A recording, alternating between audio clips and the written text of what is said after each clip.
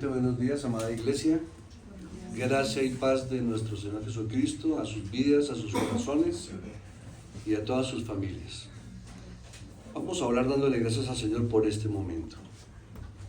Padre Celestial, en Cristo Jesús rogamos que tu Santo Espíritu lleve la palabra según tu voluntad a los corazones de todos estos que nos escuchan, aún a nuestro propio corazón, ya que nosotros como instrumentos tuyos podemos llevar la palabra a los oídos de los hermanos y de los amigos, pero solamente tú por tu Espíritu la puedes llevar a lo profundo de nuestros corazones. En Cristo Jesús sean para ti la honra y la gloria. Amén. Les invito a abrir sus Biblias en Romanos capítulo 8. Y hoy vamos a estar leyendo y meditando en los versículos 35 al 39. Y con esta porción vamos a culminar todo el capítulo 8 de Romanos. Hace 8 días hablamos de que toda la porción que va desde el versículo 31 al versículo 39, establecíamos de que se veía con claridad la certeza del triunfo en Cristo Jesús de sus hijos. Pero lo partimos en dos sermones. Del 31 al 34 hablábamos de, ¿recuerdan? 31 al 34, ¿de qué hablaban? De la certeza del triunfo de Cristo. Ok, muy bien. Si Dios es por nosotros, ¿quién contra nosotros? Y hoy vamos a hablar de que en Cristo no hay separación. O sea, en el amor de Cristo no hay separación. A manera de introducción les puedo comentar que todo el capítulo 8 de Romanos es un capítulo muy reconfortante para la vida del creyente. Y en esencia porque este capítulo responde a muchas de las preguntas y de las inquietudes que más conmovedoramente con frecuencia nos formulamos a nosotros mismos o también nos formulan otras personas, incluyendo los incrédulos. Por ejemplo, en el versículo 1, si estoy en Cristo, ¿hay alguna condenación para mí? Ya sabemos que la respuesta es no. En el versículo 5, ¿cómo puedo saber si soy creyente? Y el versículo 5 nos da la respuesta, ¿cierto? Miremos el 5 un momento. Porque los que son de la carne piensan en las cosas de la carne, pero los que son del Espíritu, en las cosas del Espíritu. Entonces, ¿cómo puedo saber si soy creyente? Con cuánta permanencia y frecuencia yo medito en las cosas del Espíritu del Señor. Otra pregunta. Sé que amo a Dios, pero ¿cómo sé que Él me ama a mí? Pues el versículo 28 nos dice lo siguiente. Y sabemos que a los que aman a Dios, todas las cosas les ayudan a bien. Esto es conforme a los que, según su propósito, son llamados. Y no olvidemos que en 1 de Juan 4:19 la palabra de Dios dice que amamos a Dios porque Él nos amó primero. Otra pregunta, sé que Dios me ama, pero ¿cómo puedo saber si lo seguirá haciendo? Y esto es importante porque todo creyente en el transcurso de su vida cristiana experimenta momentos en que uno dice, ¿será que el Señor sí me ama? ¿Será que sí soy salvo? ¿Será que sí soy importante para el Señor? ¿Será que Él sí está pendiente de todas mis cosas? Y claro, la palabra de Dios nos dice que absolutamente así es. Yo sé que Dios me ama, pero ¿cómo puedo saber si Él lo seguirá haciendo? Pues dentro de la predicación de hoy, que está en los versículos 38 y 39, encontramos la respuesta. Por lo cual estoy seguro que ni la muerte, ni la vida, ni ángeles, ni principados, ni potestades, ni lo presente, ni lo porvenir, ni lo alto, ni lo profundo, ni ninguna otra cosa creada nos podrá separar del amor de Dios, que es en Cristo Jesús, Señor nuestro. Pero ¿cómo puedo saber que mi oración es eficaz? La respuesta la encontramos en los versículos 26 y 27. Y de igual manera el Espíritu nos ayuda en nuestra debilidad, pues ¿qué hemos de pedir como conviene? No lo sabemos, pero el Espíritu Santo mismo intercede por nosotros con gemidos indecibles. Mas el que escudriña los corazones sabe cuál es la intención del Espíritu, porque conforme a la voluntad de Dios intercede por los santos. O sea que no solamente no depende de nosotros, depende del mismo Espíritu de Dios que nos guía en oración. y gime por nosotros. Otra pregunta es, ¿cuán ricos seremos en la vida futura? Versículos 17 y 18. Y si hijos, también herederos, herederos de Dios y coherederos con Cristo, si es que padecemos juntamente con Él, para que juntamente con Él seamos glorificados. Pues tengo por cierto que las aflicciones del tiempo presente no son comparables con la gloria venidera que en nosotros ha de manifestarse. Pero según todo el capítulo 8 de Romanos, ¿cuál sería entonces el deber principal del creyente? Verso 14. Porque todos los que son guiados por el Espíritu de Dios, estos son hijos de Dios. Entonces, ¿cuál es mi deber? Ser guiado por el Espíritu de Dios. Y miremos el versículo 4, que también nos ayuda a entender esa respuesta. Para que la justicia de la ley se cumpliese en nosotros, que no andamos conforme a la carne, sino conforme al Espíritu. Entonces, ¿cuál es el deber del Hijo de Dios? Andar conforme al Espíritu, no conforme a la carne. ¿Y cómo se refleja ello? Gálatas 5, 22, 23 nos da la respuesta. El fruto del Espíritu Santo. Más el fruto del Espíritu es que amor, gozo, paz, paciencia, bondad, fe, templanza, mansedumbre. Contra tales cosas no hay ley. Y una pregunta importante para cerrar toda esta parte introductoria es: ¿tiene el creyente derecho a ser optimista? Sí. Y solamente el creyente de entre toda la gente tiene ese derecho. Si no, miremos los versículos 15 al 18. Pues no habéis recibido el espíritu de esclavitud para estar otra vez en temor, sino que habéis recibido el espíritu de adopción, por el cual clamamos, Abba Padre. El Espíritu mismo da testimonio a nuestro espíritu de que somos hijos de Dios. Y si hijos, también herederos, herederos de Dios y coherederos con Cristo, si es que padecemos juntamente con Él, para que juntamente con Él seamos glorificados. Y por supuesto, también nos ayuda en esta respuesta todo lo que está expresado del versículo 35 al versículo 39, que es la porción que vamos a predicar el día de hoy. Entonces procedamos a la lectura del versículo 35 al versículo 39, que dice así, leo para ustedes. ¿Quién nos separará del amor de Cristo? Y antes de continuar la lectura, ya van comprendiendo por qué cantamos los himnos que cantamos hoy.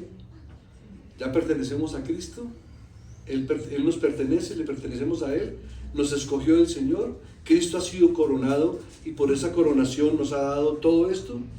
Entonces la pregunta, ¿quién nos separará del amor de Cristo? ¿Tribulación o angustia o persecución o hambre o desnudez o peligro o espada? Como está escrito, por causa de ti somos muertos todo el tiempo, somos contados como ovejas de matadero. Antes en todas estas cosas somos más que vencedores por medio de aquel que nos amó, por lo cual estoy seguro de que ni la muerte ni la vida, ni ángeles, ni principados, ni potestades, ni lo presente, ni lo porvenir, ni lo alto, ni lo profundo, ni ninguna otra cosa creada nos podrá separar del amor de Dios que es en Cristo Jesús, Señor nuestro. Amén.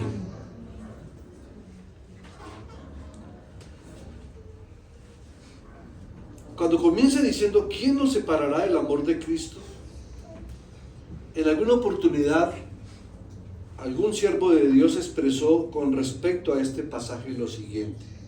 Él dijo, Romanos, esta porción del 35 al 39, esta porción de Romanos es la más extraordinaria del capítulo más extraordinario, de la carta más extraordinaria y del libro más extraordinario del mundo, que es la palabra de Dios. Ahora, ¿y por qué se expresa eso? Porque si observamos cómo comienza el capítulo 8 de Romanos, con el versículo 1 diciendo, en Cristo ya no hay ninguna condenación para el que está en Cristo. Y culmina en el versículo 39 diciendo que nada nos podrá separar del amor de Dios en Cristo Jesús. Entonces comienza diciendo ninguna condenación y culmina diciendo ninguna separación de Dios. Y esto es glorioso, mis hermanos. Por eso el capítulo 8 es tan vital e importante que lo leamos varias veces. De hecho, la invitación que siempre le hago a la iglesia es que cuando predicamos de manera expositiva un libro completo, lo lean todo completo. La lectura de Romanos no le va a tomar más de 1 hora, máximo 1:10. Y lo puede leer durante la semana, más de una vez, o por lo menos 2 o 3 veces en la semana. Y le va a invertir de pronto media hora diaria y lo logra leer en toda la semana completo. ¿Por qué?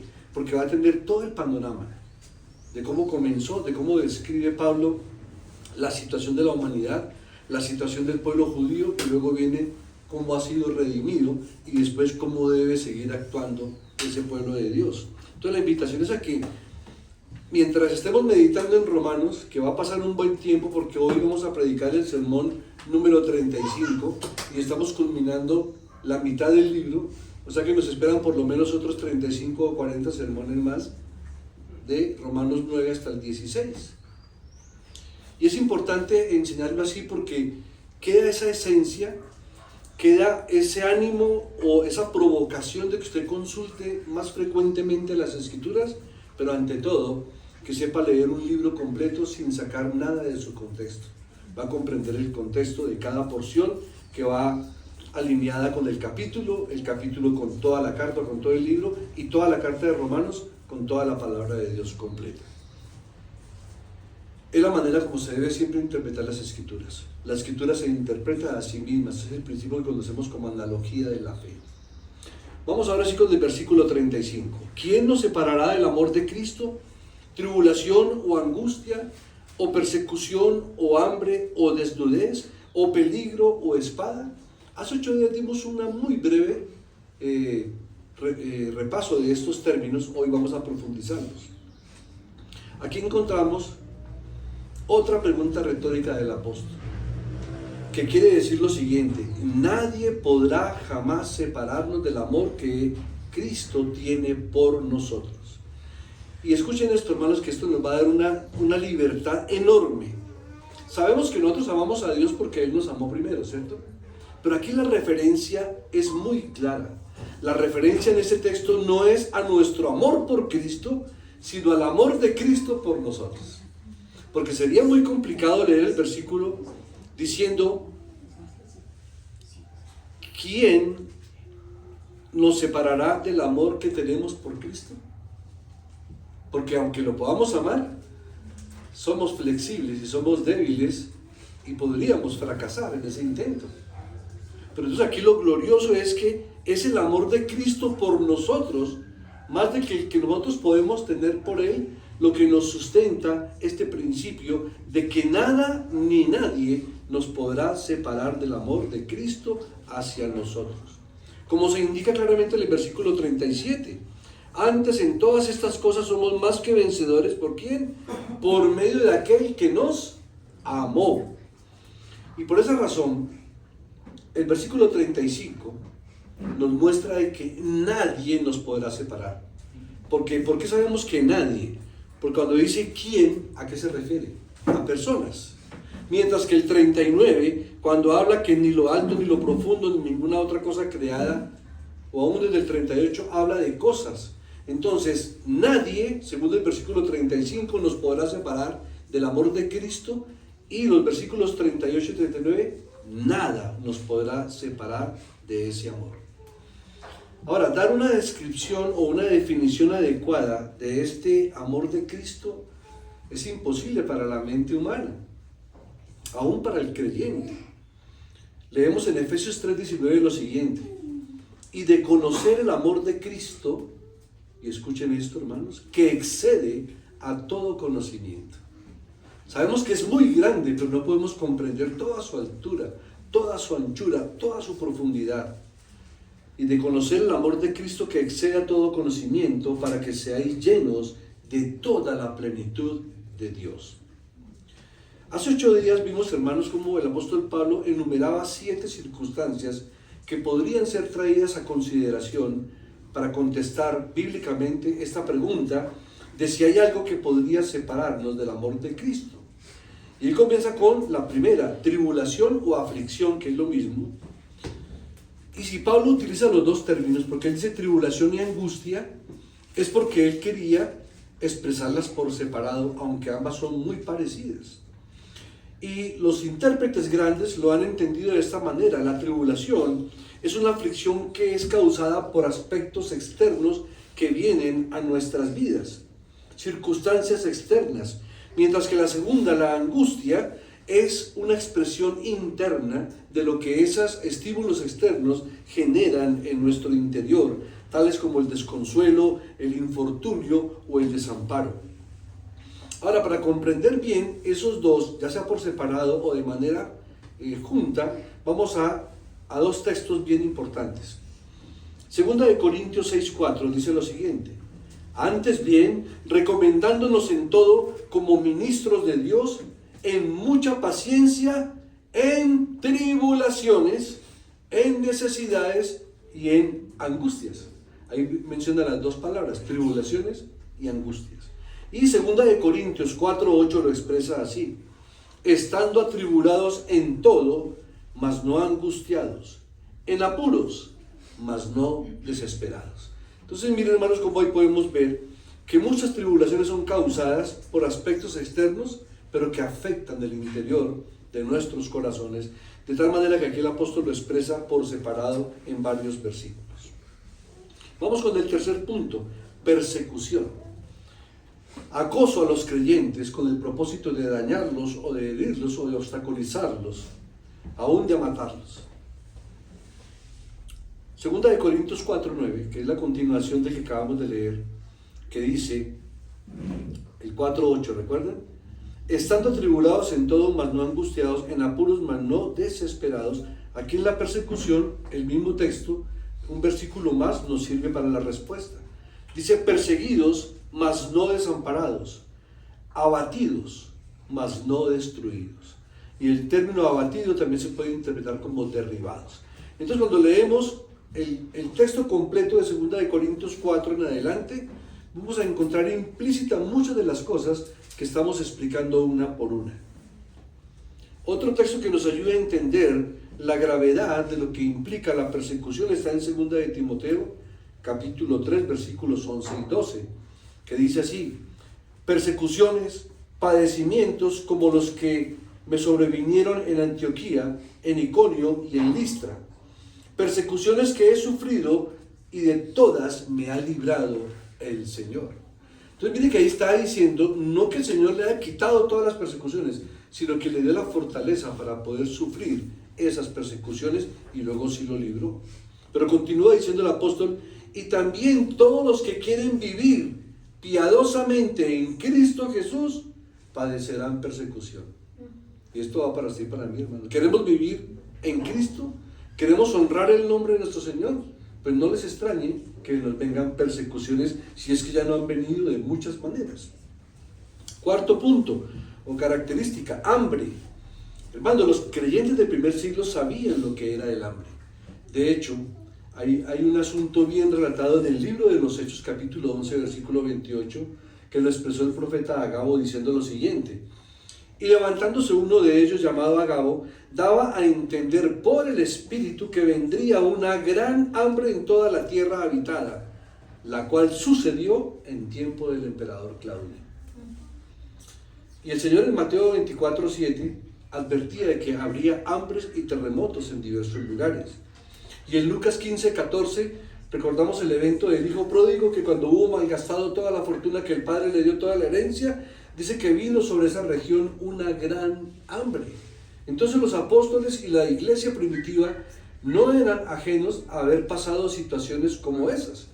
De hecho, hoy leíamos en la carta a los Corintios, en la lectura que correspondía al día, que la iglesia de Macedonia, que era muy humilde, muy pobre, que aún de lo que no tenían dieron.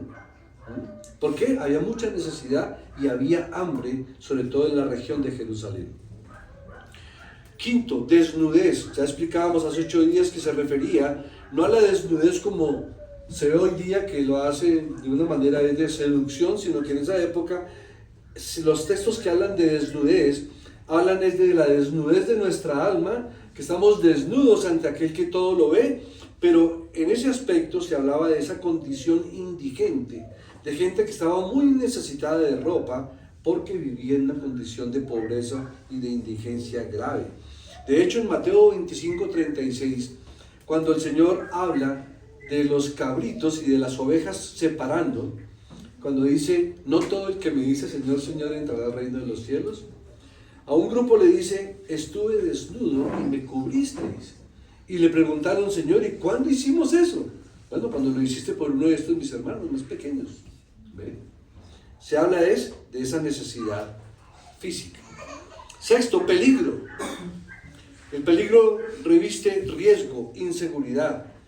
Y en dos textos que encontré lo describe con lujo de detalles para que comprendamos lo que el apóstol Pablo está expresando, es porque él lo vivió en carne propia. En 1 Corintios 15:30 dice, ¿y por qué nosotros estamos en peligro a toda hora? Y estamos hablando que era por causa de Cristo.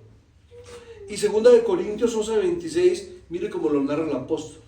En caminos muchas veces, en peligros de ríos, peligros de ladrones, peligros de los de mi nación, peligros de los gentiles, peligros en la ciudad, peligros en el desierto, peligros en el mar. Y esto me impactó más que todos. Peligros entre falsos hermanos. Qué tremenda amonestación. Y no es extraño, en todas las iglesias de Cristo habrá siempre falsos creyentes, falsos hermanos que dañan las iglesias. La palabra peligro se menciona 8 veces en esta sola porción. Y todo esto lo vivió el apóstol Pablo. Ahora, al momento en que él escribe todo esto, no había vivido todavía el 7º punto, espada. Pero sabemos por las escrituras de que fue decapitado. Muerte por espada. Hechos 12:2 nos narra ese incidente. El rey Herodes encarceló a varios, incluyendo a Jacobo, el hermano del apóstol Juan, y dice la palabra de Dios en Hechos 12:2, y mató a espada a Jacobo, hermano de Juan. Todos los discípulos conocieron el hambre, la desnudez, el apedreamiento, la persecución, los peligros y aún la muerte por espada. Entonces, al decir que nada nos separará del amor de Cristo, ¿no está también diciendo el texto en un sentido positivo que el sufrir por amor de Cristo nos acercaría a Él y a su amor? Claro, si lo leemos en un sentido positivo, así es. Y de hecho lo confirma Filipenses 1:29 cuando dice, porque a vosotros os es concedido a causa de Cristo, no solo que creáis en Él, sino también que padezcáis por Él. Verso 36. Como está escrito, por causa de ti somos muertos todo el tiempo, somos contados como ovejas de matadero.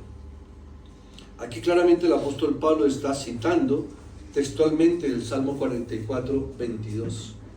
Y al hacerlo, Pablo está demostrando que nada de lo que está expresando es extraño o inesperado respecto al sufrimiento de la época de Pablo, por cuanto ya nos narra que el salmista, un salmo que fue escrito para los hijos de Coré, ya lo habían expresado de esa manera. Y Pablo quiere resaltar, al citar este salmo, que el salmista confiaba tanto en Dios, porque si no, ¿cómo hubiera podido de otra manera exclamar en el mismo Salmo 44, tú eres mi Dios, tú eres mi Rey, oh Dios? O también en otro versículo del mismo Salmo 44, en Dios nos gloriamos todo el tiempo. O sea, el salmista narra ese tipo de situaciones difíciles, pero siempre sus expresiones es, tú eres mi Rey, oh Dios, y en Dios nos gloriamos todo el tiempo. Y esa es la invitación que viene para nosotros.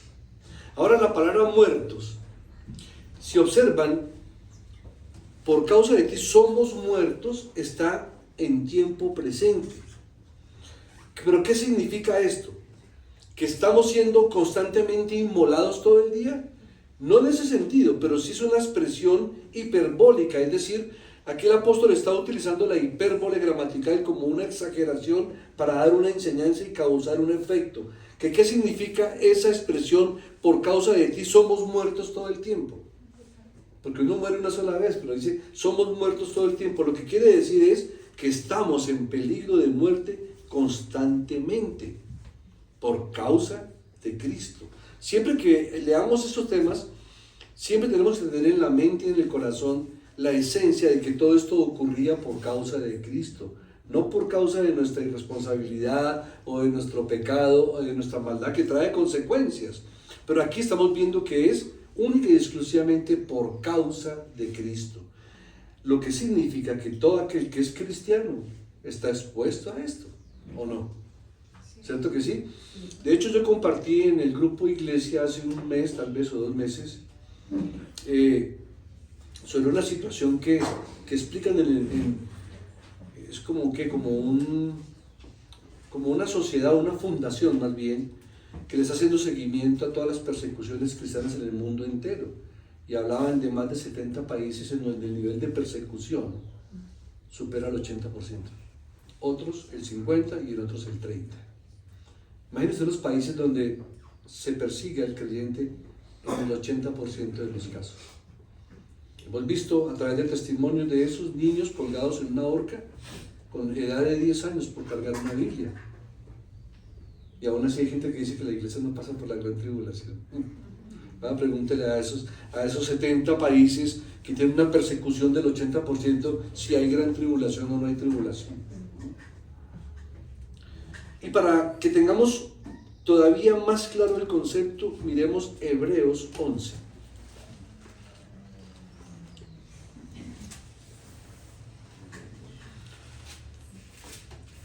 Y les voy a leer del versículo 36 al 38, que dice así: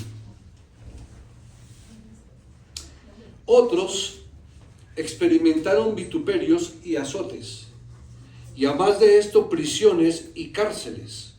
Fueron apedreados, aserrados, puestos a prueba, muertos a filo de espada, anduvieron de acá para allá cubiertos de pieles de ovejas y de cabras, pobres, angustiados, maltratados, de los cuales el mundo no era digno. Errando por los desiertos, por los montes, por las cuevas y por las cavernas de la tierra.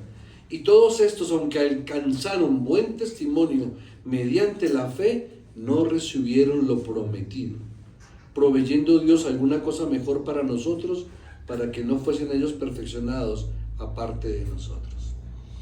¿Qué es importante en ese texto? Vemos que la iglesia siempre ha sido perseguida, pero lo que sí molesta es cuando ciertos predicadores hablan tomando hebreos como es pues la fe, la certeza de lo que se espera y la convicción de lo que no se ve. Y cuando quieren hablar de la fe, únicamente tienen en cuenta las cosas positivas que también bíblicamente fueron ciertas. Por ejemplo, dice, por la fe Moisés, cuando nació, fue escondido por sus padres por 3 meses. O antes, por la fe Jacob al morir bendijo a cada uno de los hijos de José. Por la fe Moisés, hecho ya grande, rehusó llamarse hijo de la hija de Faraón. Y si miramos antes, por la fe Abraham dio testimonio. Por la fe Enoc fue traspuesto para no ver muerte. Por la fe Abraham, siendo llamado, obedeció para salir al lugar que había de recibir como herencia y salió sin saber a dónde iría. Por la fe también la misma Sara, siendo estéril, recibió fuerza para concebir. Hermanos, y estos son testimonios que no podemos negar, son ciertos. Grandes testimonios de gente que recibió respuesta a sus oraciones en este mismo mundo. Sin embargo, vemos esta porción que acabamos de leer, que otros experimentaron vituperios y azotes, y además de esto, prisiones y cárceles. Entonces, ¿qué es lo bonito? Prediquemos las dos cosas. Prediquemos los aspectos positivos que la fe nos da en respuesta a cosas que suceden en esta tierra, pero también miremos que aquí dice claramente que ellos no vieron cumplidas sus promesas en esta vida porque Dios les dio una mejor promesa. Pero lo grande aquí es este versículo que dice que el mundo no era digno de su fe. Porque hemos visto muertos a espada, crucificados, decapitados, incinerados. No olvidemos lo que pasó en la iglesia primitiva, en la persecución del gobierno romano, que fueron 300 años de una persecución impresionante, que usaban a los cristianos como antorchas para iluminar el Coliseo romano. Los quemaban vivos o los echaban a las fosas de leones hambrientos y morían cantando himnos. Ya pertenezco a Cristo, Él pertenece a mí. ¿Seríamos capaces nosotros de ello? No lo sabemos. Nos gustaría decir que sí, claro. Pero ¿saben qué? Creo que el Señor a cada creyente le da la medida de la fuerza que necesita para superar esas pruebas. Verso 37 de Romanos 8.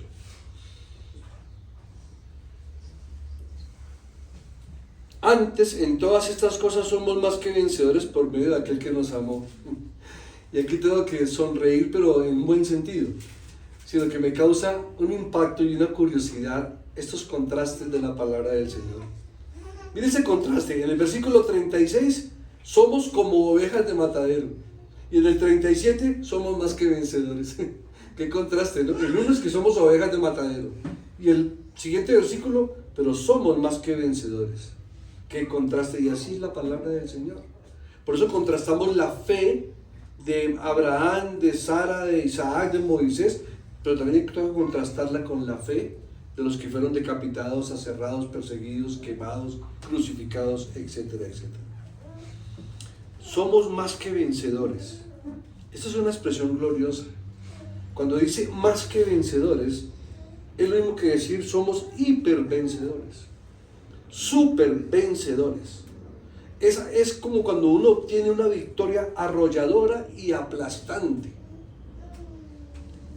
Y esto es cierto ahora mismo, para todos y cada uno de nosotros. En Cristo Jesús somos más que vencedores. Ahora, sí debemos aclarar, por supuesto, que no por causa de nuestro carácter maravilloso o por nuestro resuelto valor, sino por Cristo. Y luego dice, en todas estas cosas. ¿Cuáles cosas? Las que se mencionaron en el versículo 35.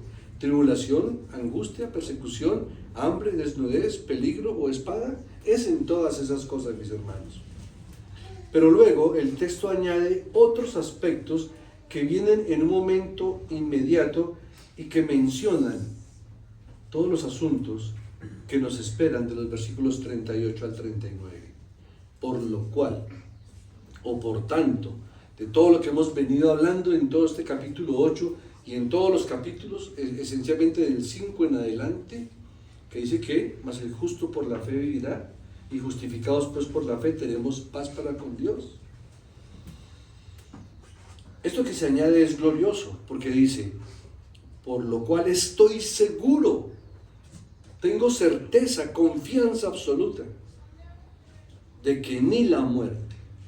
Y una pregunta, ¿por qué el apóstol pone la palabra muerte de primeras? ¿Se ha puesto a pensar en eso, en ese versículo, en meditarlo? La razón es muy sencilla, hermanos, porque es a lo que más el ser humano le tiene miedo, a la muerte. Estos versículos son gloriosos y Pablo aquí está explorando el universo entero para ver cómo más podemos superar todas estas cosas. La muerte se menciona primero porque es el mayor temor del hombre. Lo sabemos también bíblicamente por Hebreos 2:15, que dice, y librar a los que por el temor de la muerte estaban durante toda la vida sujetos a servidumbre. En un sentido, un autor decía, la muerte es el rey de los temores. Mas no debe ser así para el creyente. Para el creyente no debe ser así y ya vamos a mirar por qué. Pero aquí lo que el apóstol está diciendo es que ni siquiera la muerte nos podrá separar del amor de Dios en Cristo Jesús. Dios no está diciendo que Él librará al creyente de la muerte física. Lo que está diciendo es que la muerte física no nos separará de Él. Y de hecho, para el creyente en Cristo, la muerte es en realidad la entrada a la presencia misma de Dios, donde conoceremos más y más de su amor. De hecho, nunca cesaremos de conocer y de experimentar en la eternidad todo lo que Dios tiene para nosotros. Filipenses 1:21, el apóstol Pablo expresa lo siguiente: porque para mí el vivir es Cristo y el morir es ganancia. Ahora, tiene dos aplicaciones, ¿no? Habla de que para el creyente o para un creyente como Pablo, el vivir es Cristo, o sea, mi vida está dedicada a Cristo. Y si llego a morir, para mí es ganancia. Pero también tiene el sentido práctico en nuestras vidas, que tenemos que morir para vivir en Cristo. ¿Morir a qué? Pues a nuestro pecado, morir a nuestra forma no correcta de vivir, morir a nuestros egoísmos, a nuestras vanidades. Hay que morir esas cosas para vivir en Cristo. O sea, también tiene su aplicación en lo que es el proceso de madurez en el cristiano. Pero en el versículo 23 de Filipenses 1, culmina diciendo, teniendo deseo de partir y estar con Cristo, lo cual es muchísimo mejor. Previo a eso, le expresaba el apóstol Pablo que se encontraba en una situación de estrechez, porque quería estar con Cristo, pero a la vez experimentaba que la iglesia todavía necesitaba de su ministerio y no sabía qué escoger. O sea, porque para mí es mejor estar en Cristo, pero por bien de la iglesia o por bien de ustedes debo permanecer un tiempo más. Pero lo veía desde esa perspectiva. Y en 2 Corintios 5:8 dice, pero confiamos y más quisiéramos estar ausentes del cuerpo y presentes al Señor. Una clara definición de lo que es morir. Estar ausente del cuerpo es abandonar el cuerpo para estar presente en la presencia del Señor. Hermanos, Dios no elimina la muerte física, con la excepción de aquellos que estén o estemos vivos cuando Cristo venga por su iglesia. Vamos a 1 Corintios 15, versículos 51 y 52, que dice así: He aquí os digo un misterio, no todos dormiremos, pero todos seremos transformados.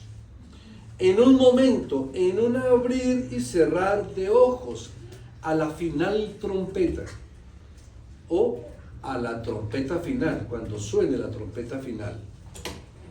Porque se tocará la trompeta, y los muertos serán resucitados incorruptibles, y nosotros seremos transformados. Mire que lo que está haciendo aquí el apóstol Pablo es expresar que Dios no quita la muerte, pero sí quita o elimina el aguijón de la muerte. Ahí en el versículo 55 leemos, ¿dónde está, oh muerte, tu aguijón? En 1 Corintios 15. ¿Dónde, oh sepulcro, tu victoria? Entonces, a los que el Señor no les quita la experiencia de la muerte física, pero son creyentes en Él, lo que sí quita es el aguijón de la muerte. ¿Dónde está, oh muerte, tu aguijón? Hay una ilustración que es muy elemental, pero nos ayuda a entender un poco más el principio. Usted imagínese una abeja, de esas que son bien agresivas, sin aguijón. ¿Qué le puede hacer una abeja sin aguijón? Nada, no es más que una inofensiva bolita de pelos y de alas. Una pelucita, sin aguijón. Pero una abeja con aguijón sí hay que temerle. Entonces, en un sentido, así es que el apóstol Pablo, inspirado por el Espíritu de Dios, quiere que veamos nosotros el aguijón de la muerte, que ya fue quitado, y que la muerte simplemente es un proceso natural para que el creyente disfrute del Señor en su presencia, y luego, cuando Cristo venga por su iglesia, su alma sea unida a su cuerpo glorificado para experimentar todas las bendiciones eternas. Pero habla también de la vida, a pesar de todas sus distracciones, de todas sus circunstancias, que nada, ni la vida misma que vivimos nos podrá separar del amor de Cristo. Ahora, entendemos que hay algunas personas que malinterpretan esto diciendo, entonces podemos vivir como queramos los cristianos. No, no es así. Nosotros como cristianos creemos en la perseverancia de los santos, no en la perseverancia de los impíos. Pero en la vida tenemos circunstancias difíciles, como ya lo vimos, aflicciones, tribulaciones, persecuciones, todo lo que ya vimos, pero ni siquiera nada de eso nos podrá separar del amor de Dios en Cristo Jesús. Principados, se habla de ángeles gobernantes, principados porque son principales, es decir, tienen un rango alto. Y lo que Pablo dice en el presente contexto de Romanos 8:38 es esto, hermanos, que aún los ángeles, sean buenos o sean malos, nada pueden hacer para separarnos del amor de Dios en Cristo Jesús. Ni los ángeles caídos, ni mucho menos obviamente los ángeles que son santos. Potestades, ángeles poderosos. Hermanos, ni ángeles, ni demonios, ni siquiera el mismísimo Satanás nos podrá separar a nosotros como creyentes del amor de Cristo Jesús. Miren lo que dice 1 Juan 4:4. Hijitos, vosotros sois de Dios y los habéis vencido, porque el que está en vosotros es mayor que el que está en el mundo. Y luego dice, ni lo presente ni lo porvenir. Aquí está hablando de la línea del tiempo. El tiempo, mis hermanos, ya sea presente o futuro, el presente con sus problemas y el futuro con sus presagios, nada de ello nos puede separar del amor grande que Dios tiene a nosotros por medio de Cristo Jesús, su amado Hijo. Y ya culminando, dice ni lo alto ni lo profundo. Y aquí vemos que esta clasificación de ni lo alto ni lo profundo está plenamente expresada en un sentido vertical. Ni lo alto ni lo bajo. Si el tiempo que leímos anterior no puede separar del amor de Dios a ningún creyente, tampoco podrá hacerlo el espacio. Ni lo alto ni lo profundo. Hermanos, por muy alto que tú subas o por mucho que desciendas en el valle más profundo o en la montaña más alta, no vas a encontrar nunca ni algo ni alguien que te pueda separar del amor de Dios en Cristo Jesús. Y como si fuera poco, el apóstol, obviamente con la sabiduría que le dio el Espíritu del Señor, expresa lo siguiente: ni ninguna otra cosa creada. Todo lo que nos dijo, toda esa información, y agrega esta, y ninguna otra cosa creada. O sea, nada en toda la creación. ¿Y saben por qué Pablo agrega esta porción al texto? Para asegurarse de no haber olvidado nada, que se le hubiera quedado algún evento por fuera, de que nos asegure con las palabras más vehementes nuestra total seguridad en el amor de Dios, que se encuentra solamente en el Señor Jesucristo, y lo expresa de esa manera que no quede ninguna duda. Y como si fuera poco, ni aún lo creado, nada de lo creado nos podrá separar del amor de Dios. Esta es una cosmovisión completa de toda la creación de Dios. No solamente habla de la tierra, está hablando de todo el universo. Nada del universo, nada de lo que esté arriba o abajo, absolutamente nada, ninguna cosa creada nos podrá separar del amor de Dios en Cristo Jesús. Hermanos, estos versículos son solamente aplicables a los que están en Cristo Jesús. ¿Y por qué lo enfatizo para finalizar? Porque es muy frecuente encontrar que inclusive gente cristiana le expresan estas promesas de Dios a gente no cristiana cuando pasan por tribulaciones o angustias. ¿Sí? Y le dicen a una persona no creyente que se le murió un familiar: tranquilo, tranquilo amigo, amiga, no te preocupes, que a los que aman a Dios todas las cosas le ayudan a bien. Pero ni siquiera ama a Dios, entonces ¿cómo le decimos eso? No, seamos claros, estas promesas son única y exclusivamente para el creyente. Son solamente aplicables a los que creen en Cristo Jesús. Miremoslo rápidamente. Romanos 8:1. Ahora pues, ninguna condenación hay para los que están en Cristo Jesús, los que no andan conforme a la carne, sino conforme al Espíritu. Más argumentos, hermanos: y que aman a Dios y que conforme a su propósito son llamados. 8:28. Y sabemos que a los que aman a Dios, todas las cosas les ayudan a bien. Pero no le podemos decir a cualquier persona que vive impíamente que ama a Dios, porque no está amando a Dios. Todas las cosas le ayudarán a bien. Esto es, a los que conforme a su propósito son ¿qué? Llamados.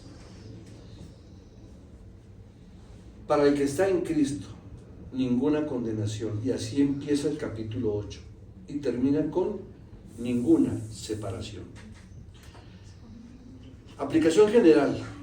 Hermanos, mientras más entendamos de la gracia de Dios, mientras más escudriñemos las Escrituras y aprendamos acerca de de nuestra salvación, de cómo esa salvación tan grande nos fue impartida por el Señor por gracia, por misericordia, por amor a Cristo, por la obra de Cristo, tanto más desearemos vivir, como lo enseña la palabra de Dios, de manera sobria, justa y piadosamente en este presente siglo.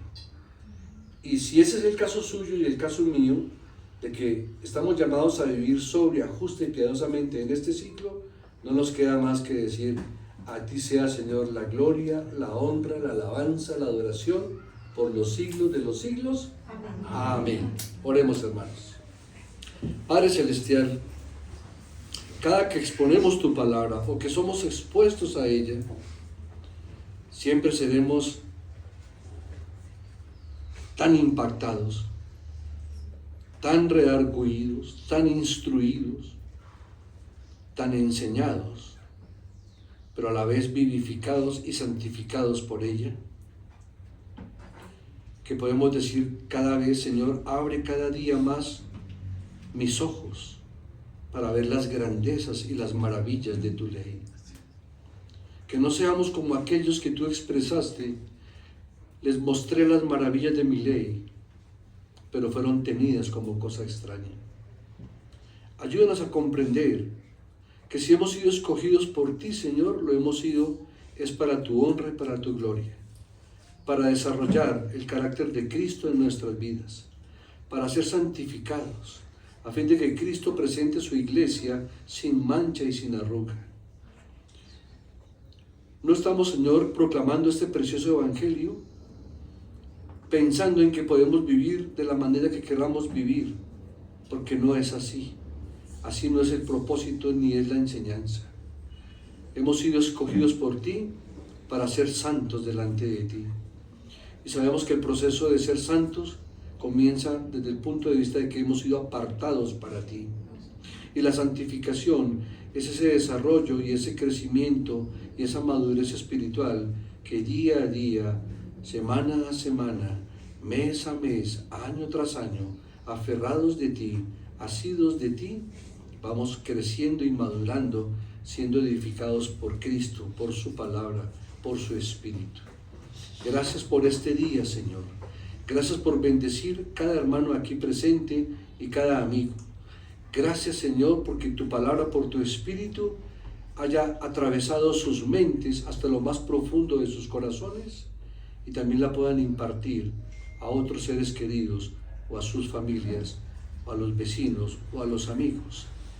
Y también, Señor, enséñanos a orar y bendecir a nuestros enemigos, porque todo esto es lo que tú quieres, bendito Señor. Sean para ti la honra, la gloria, la alabanza y la adoración en este precioso día del Señor que nos has permitido honrarte y glorificarte. En Cristo Jesús damos gracias. Amén. Amén. Bueno, mis amados hermanos.